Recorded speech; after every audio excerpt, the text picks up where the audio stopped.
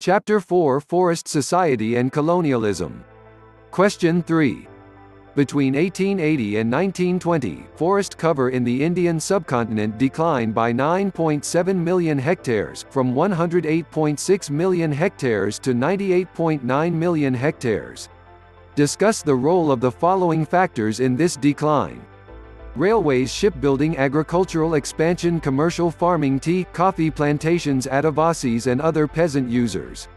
Solution. Railways. The expansion of the railways became a necessity as trade and transportation increased.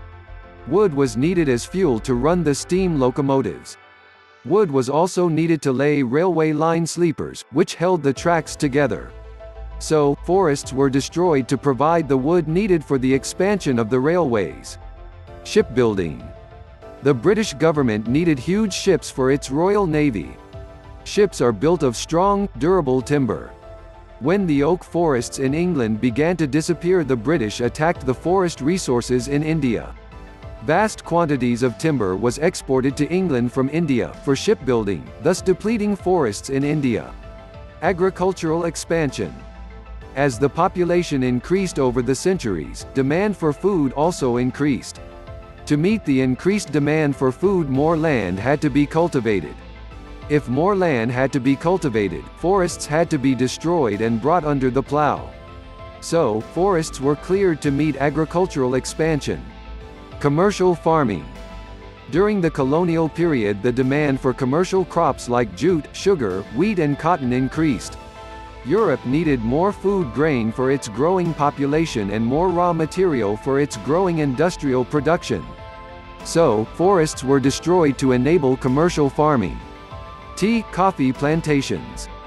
Vast areas of forests were given to European planters, at a very cheap rate by the colonial government. Natural forests were cleared to cultivate tea and coffee as there was a great demand for these commodities in Europe. Adivasis and other peasant users. Only 1/6 of India's landmass was under cultivation in the 1600s. Now, more than half the landmass is under cultivation as the population has increased rapidly. As the demand for food went up, peasants extended the boundaries of cultivation, clearing forests and cultivating new land. The Adivasis were hired by the Forest Department during the colonial period to cut trees and make sleepers for the railways. But the Adivasis were not allowed to cut trees to build their own houses. Please like and subscribe this channel.